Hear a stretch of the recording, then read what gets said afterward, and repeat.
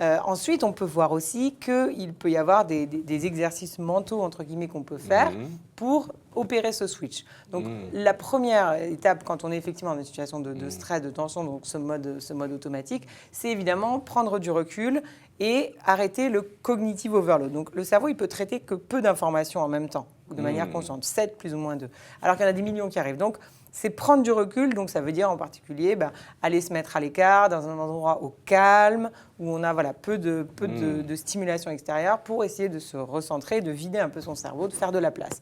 Bien sûr, toutes les techniques de méditation, de relaxation sont extrêmement recommandées dans ce cas-là.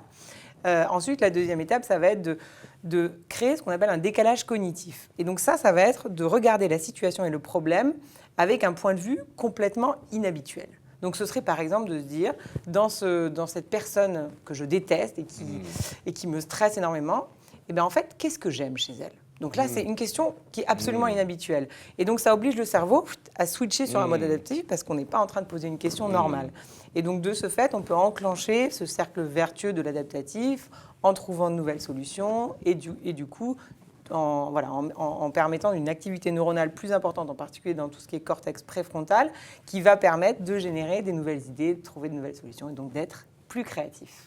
Alors dans cet esprit-là, il y a cette idée que j'avais lue dans un livre et que j'ai appliquée et qui m'a beaucoup apporté, qui est de chaque jour, par exemple, de faire une activité nouvelle, de faire un acte nouveau, sortir du quotidien, essayer chaque jour de sortir du quotidien. Et puis au bout de 365 jours, on a fait 365 nouvelles choses dans l'année.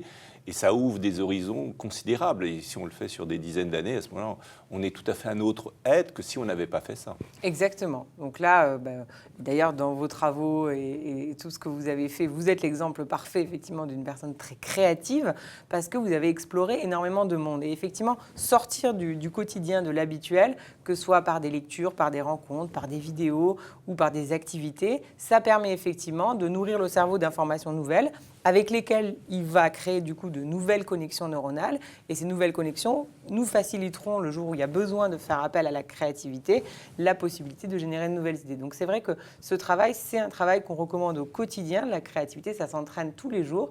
Donc déjà, tous les jours, faire un petit acte de création, c'est quelque chose qui aussi entraîne le cerveau à très rapidement être capable de générer des idées. Et encore une fois, on est tous créatifs. On a tous ce potentiel-là parce qu'on a tous un cerveau.